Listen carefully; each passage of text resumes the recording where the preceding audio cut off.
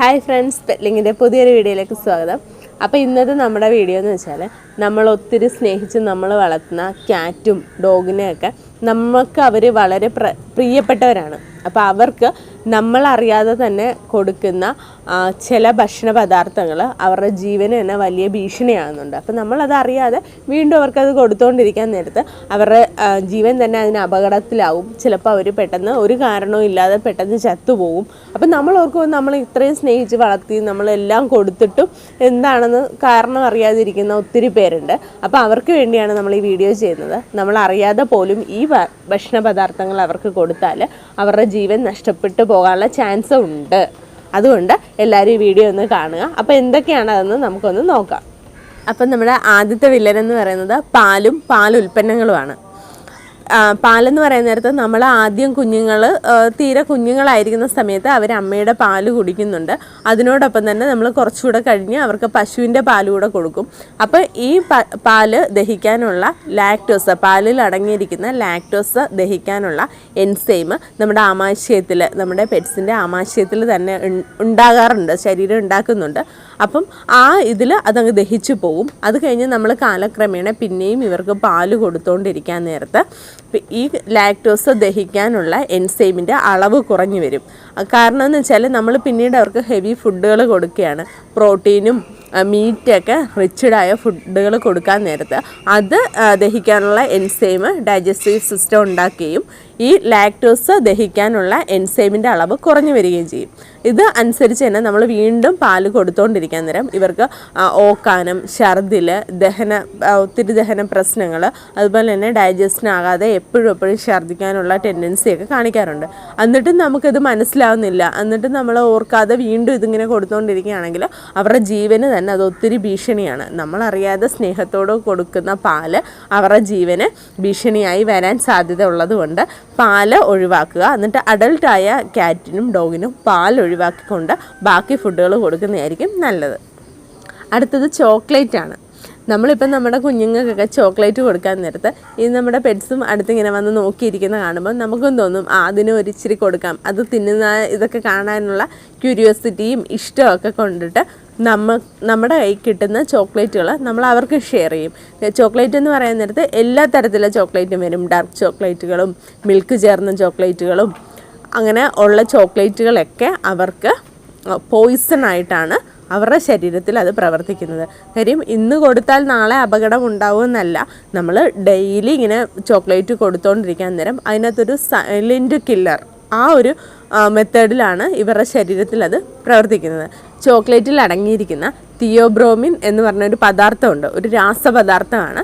ആ പദാർത്ഥം നമ്മുടെ ഈ പെറ്റ്സിന്, ഡോഗിനും ക്യാറ്റിനും ഒക്കെ ഭക്ഷ്യവിഷബാധ ഏൽപ്പിക്കുന്ന ഒരു ഘടകമാണ്. അപ്പോൾ അത് നമ്മൾ നിരന്തരമായിട്ട് കൊടുത്തുകൊണ്ടിരിക്കുന്നത് അവരുടെ ജീവന് ഭീഷണി തന്നെയാണ്. അപ്പോൾ നിങ്ങൾ കഴിവതും ചോക്ലേറ്റൊക്കെ ഒഴിവാക്കുക.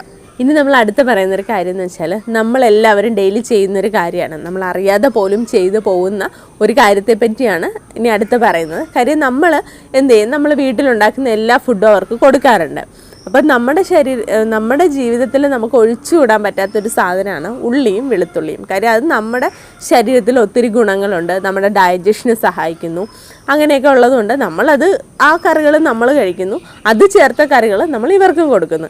അപ്പം ഇവർക്കത് കൊടുക്കാൻ നേരത്ത് ഇവരുടെ ശരീരത്തിലെ ആർ ബി സി എന്ന് പറയുന്നത് ചുവന്ന രക്താണുക്കളാണ് ശരീരത്തിലെ ഓക്സിജനേഷനെ സഹായിക്കുന്നത്.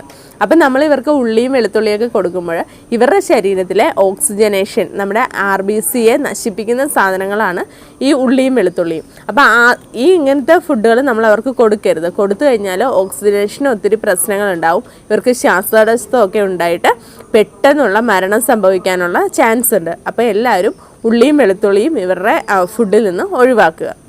പിന്നുള്ളത് മധുരപലഹാരങ്ങളാണ്. നമ്മൾ ബേക്കറിയിൽ നിന്നൊക്കെ വാങ്ങിക്കുന്ന മധുരപലഹാരങ്ങളിൽ അടങ്ങിയിരിക്കുന്ന സെലിറ്റോൺ എന്ന ഘടകം ഇവരുടെ വൃക്കകളൊക്കെ ഡാമേജ് ആക്കാനുള്ള ശക്തിയുള്ളൊരു പദാർത്ഥമാണ് സെലിറ്റോൺ. നമ്മൾ ഈ ബേക്കറിയിൽ നിന്ന് വാങ്ങിക്കുന്ന മധുരപലഹാരങ്ങൾ ഇവർക്ക് കൊടുക്കാനുള്ള ചാൻസ് ഉണ്ടാകുമ്പോൾ ഒരു പ്രാവശ്യം കഴിച്ച് കഴിഞ്ഞാൽ പിന്നെ ഇവർക്ക് അതിൻ്റെ സ്മെല്ല് കിട്ടുമ്പോൾ ഇവർക്ക് അറിയാൻ പറ്റും. അപ്പോൾ അവർ ഓടി വരുമ്പോൾ നമ്മൾ വീണ്ടും അവർക്കത് കൊടുക്കും. അപ്പം നമ്മൾ എപ്പോഴും ഇവർക്ക് ഇങ്ങനെ കൊടുത്തുകൊണ്ടിരിക്കാൻ നേരത്ത് ഇവരുടെ വൃക്ക ഡാമേജ് ആകുകയും പിന്നെ എന്താ പറയുക, നമുക്കിപ്പോൾ മനുഷ്യന് വൃക്ക ഡാമേജ് ആകുന്ന പോലെ പെട്ടെന്ന് നമുക്ക് ട്രീറ്റ് ചെയ്ത് ഇവർക്ക് റെഡിയാക്കി എടുക്കാൻ പറ്റത്തില്ല. അതുകൊണ്ട് തന്നെ ഇവർ മരണത്തിലേക്ക് മരണത്തിലേക്ക് പോവുകയും ചെയ്യുന്നുണ്ട്.